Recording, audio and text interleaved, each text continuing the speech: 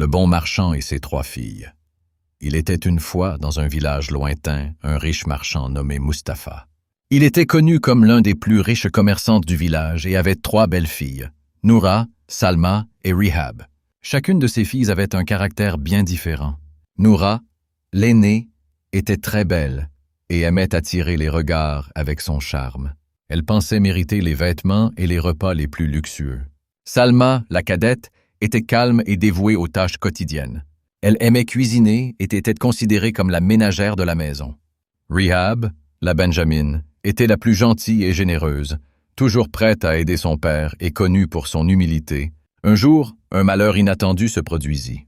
Un incendie détruisit les entrepôts du marchand Mustapha, entraînant une perte importante de sa richesse. Bien qu'il fût un commerçant intelligent, la perte était si grande qu'il se retrouva dans une situation difficile. Un soir, il rassembla ses 3 filles et leur dit « Mes filles, nous traversons des moments difficiles et je ne suis plus ce que j'étais. Nous devons nous adapter à cette nouvelle réalité. » Les réponses des filles furent très différentes. Noura déclara « Je ne peux pas vivre sans luxe.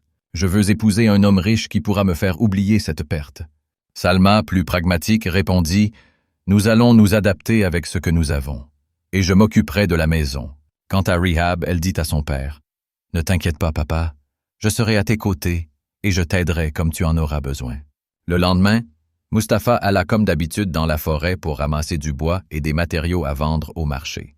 Pendant qu'il ramassait des branches, il aperçut un serpent énorme menaçant des oiseaux. Sans hésiter, il saisit sa hache et tua le serpent. À cet instant, la mère des oisillons le remercia pour son geste et lui dit « Nous n'oublierons jamais ta gentillesse. Tu trouveras un cadeau dans une grotte proche. » Par curiosité, le marchand suivit l'oiseau jusqu'à une grotte et y trouva un miroir magique. Ce miroir lui permettait de voir ce qui se passait dans sa maison en son absence et de découvrir comment ses filles se comportaient. De retour chez lui, Mustapha décida d'utiliser le miroir pour voir ce que faisaient ses filles. Il les vit discuter ensemble, mais remarqua que Noura et Salma ne se montraient pas d'une grande aide pour leur mère, contrairement à ce qu'elles prétendaient. En réalité, elles se laissaient aller et se plaignaient souvent. Rihab, quant à elle, travaillait avec ardeur et se levait tôt pour aider sa mère aux tâches ménagères et s'occuper des vaches et de leurs champs. Elle faisait tout avec amour et dévouement, sans chercher de reconnaissance. Quelques jours plus tard, Mustapha décida de tester ses filles en annonçant qu'il partirait pour un long voyage d'affaires dans un pays lointain. Avant de partir, il leur donna à chacune une somme d'argent pour gérer les affaires en son absence et voulait voir comment chacune utiliserait cet argent. Dès les premiers jours, Noura commença à dépenser son argent en frivolité, achetant des vêtements luxueux et des bijoux, sans penser à économiser pour l'avenir. Elle organisait des fêtes et invitait ses amis à des banquets coûteux. Salma, un peu plus sage, tenta d'investir dans un petit commerce. Mais, faute d'expérience, son projet échoua et elle se retrouva à essayer de sauver ce qui pouvait l'être. Quant à Rihab, elle acheta un peu de nourriture pour la famille, puis se mit à semer des graines dans le champ et à en prendre soin jour après jour, sachant que ce qu'elle plantait pourrait être une source de revenus pour l'avenir. Après quelques mois, Mustapha revint chez lui et demanda à ses filles ce qu'elles avaient fait de l'argent. Noura avoua qu'elle avait gaspillé son argent et dit « Je voulais impressionner les gens, mais j'ai fait une erreur. » Salma admit qu'elle avait essayé d'investir mais avait échoué. Rihab, quant à elle, expliqua « Papa, j'ai préféré être prudente. J'ai planté la terre.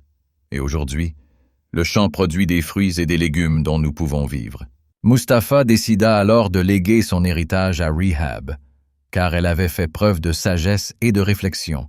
Il lui dit « Ma fille, tu as prouvé que la patience et la prévoyance sont les clés du succès. » Cette expérience apprit à Noura et Salma que la vie n'est pas toujours facile et qu'il faut savoir être humble et penser à l'avenir. À la fin de l'histoire, Mustapha comprit une grande leçon de vie. Après toutes les épreuves qu'il avait traversées, il réalisa que l'argent et la richesse ne garantissent pas le bonheur. L'amour de la famille, la générosité et le partage sont les véritables sources de bonheur. Il décida de changer sa façon de vivre et de mettre sa famille en premier. Il passait désormais du temps avec ses filles, les écoutait et partageait leurs rêves. La maison était alors remplie d'amour et de compréhension. Les filles comprirent également que leur père était un homme noble, et bien que l'avidité ait pris le dessus au début, Il avait compris que le bonheur réside dans l'amour et les liens familiaux. Ainsi, la vie de Mustapha changea pour le mieux, et il vécut paisiblement et heureux entouré de sa famille, appréciant les bénédictions simples qu'il n'avait pas vues auparavant. Cette histoire nous enseigne que la vie nécessite de la planification et du travail acharné, et que ce que nous récoltons dans le futur dépend de ce que nous semons aujourd'hui. Si l'histoire vous a plu, n'oubliez pas d'appuyer sur j'aime, d'activer la cloche pour recevoir les prochaines histoires captivantes, et de la partager avec vos amis pour que tous les passionnés de récits mystérieux puissent en profiter.